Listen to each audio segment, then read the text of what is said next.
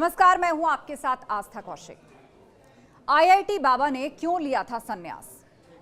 क्या है social media में छाए हुए आईआईटी बाबा का सच? हरियाणा के झज्जर के रहने वाले आईआईटी बाबा के पिता से हमने बात की।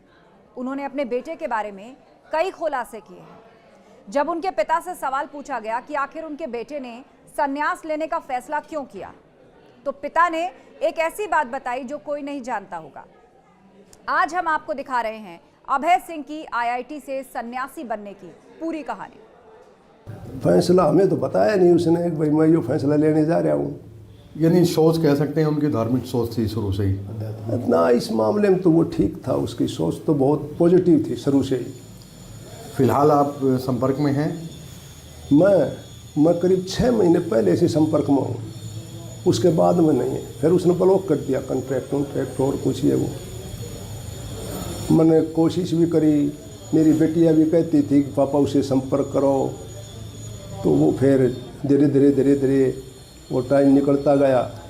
और अब भी मैं कोशिश में था, मुझे इल्म होया था कि हरिद्वार है वो, तो मैं कहा भाई उससे विजिट करते हैं। तो उसके बाद में फिर टाइम से निकल गया, तो अब वो वायरल हो गई है मीडिया के ऊपर। अब तो उसने फैसला ले। परिवार चाहता है अब वो घर वापस आ जाए, परिवार की क्या सोच है? भाई मैं तो देखो चाहता ही हूँ अभी वो घर वापस आ जाए, पर अब तो वो स्टेज उसकी निकल गई। अब तो गोपीचंद वाली वो स्टेज आ गई। उसकी माँ ये कह रही थी कि बेटे अंदर आ जा गृहस्थी में और परिवार ने संभाल ले, तो उसने कहा कि माँ सन्यासी के बाद बनने के बाद में तो यह बात बनेगी नहीं। परिवार आपका पता चला हमें अकेला ही बेटा है। देखो इंडिपेंडेंट तो उसकी थिंकिंग शुरू से थी। अब भाई अब भी मैंने एक वीडियो देखी थी, उसमें भी उसने ये कह रखा था कि भाई मैं ना गुरु बनाऊंगा ना चेला बनाऊंगा, मैं अपने हिसाब से ज़िंदगी जीऊँगा। तो उसने जो फैसला ले लिया तो ले लिया। हर आदमी को अपनी ज़िंदगी जीने का अधिकार है, तो प्रेशर तो उसके ऊपर मैं डाल ही नहीं सकता, क्योंकि आईआईटी कर रखी थी, 34 साल की उम्र हो गई, तो उसको प्रेशराइज करके तो आप कोई चीज़ मना नहीं सकते। अब यानी परिवार एक लास्ट ट्राई कर सकता है? ट्राई तो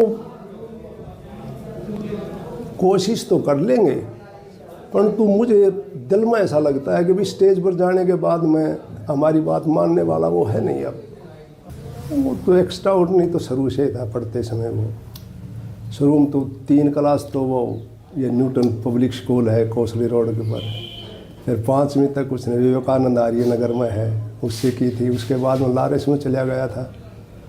लॉरेंस से +2 करने के बाद में उसने 6 महीना कोचिंग ली नारायणा जो आईआईटी के पास है वहाँ उसकी रैंकिंग उस टाइम बहुत ठीक थी, 600-700 के बीच में थी मेरी समझ में तो। और उसके बाद में एडमिशन हो गया, तो वो कहने लगा कि फर्स्ट जो चॉइस है मैं उस आईआईटी के अंदर जाऊंगा। फिर मैं अभी देख ले, मैं तो ये कह रहा था मैं अभी दिल्ली उल्ली ले ले, हम भी मिलाएंगे। नहीं बोले ना, बम्बे जाऊंगा मैं। बम्बे चला गया, आईआईटी कर ली। आईआईटी के बाद में कैंपस के अंदर उसके आते थे वो ये कंपनियां आती थी जॉब के लिए, तो उसने मुझे कहा कि भाई वो कंपनी वाले आते हैं और कैंपस से ही ले जाते हैं, क्या करूं? तो मैं उसको कहने लगा, मैं कहा भाई ये कंपनी वाले तो बक्कल फोड़ते हैं, 2 लाख का काम करेगा जब 1 लाख रुपए देंगे और पढ़ ले। फिर उसने मास्टर ऑफ डिजाइनिंग करी। उस दौरान फोटोग्राफी का भी उसने काफ़ी चाव था, साथ साथ फोटोग्राफी का भी उसने मामला जोड़ा, वो भी उसकी अच्छी प्रोग्रेस मिली।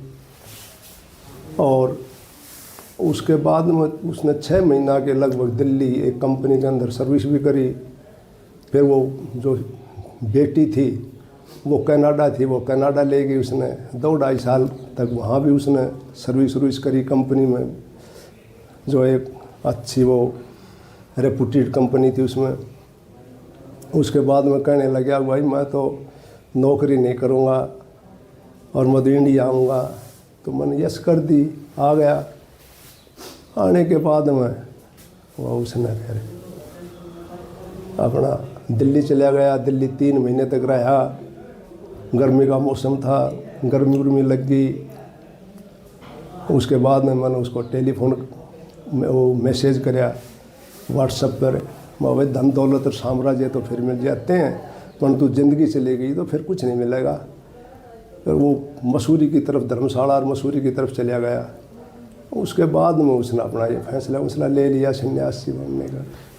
जब ये फैसला लिया अचानक लिया गया या फिर पहले ही उनकी कोई ऐसा था कि वो इस वेश में जाए? वैसे तो इस साइड में तो उसका काफ़ी अर्धकुंभ था। उज्जैन में भी वो गया था, घूमता फिरता तो वो रहता था हमेशा। क्योंकि एक मेरे पास एक किताब थी राहुल संस्कृत्यान की घुमक्कड़ शास्त्र, वो भी उसने पढ़ी थी और उससे वो उस किताब से काफ़ी प्रभावित भी था। और फिर यहाँ सर्दियों के मौसम में तो वो उत्तरी भारत में शिमला मसूरी साइड में चला जाया करता।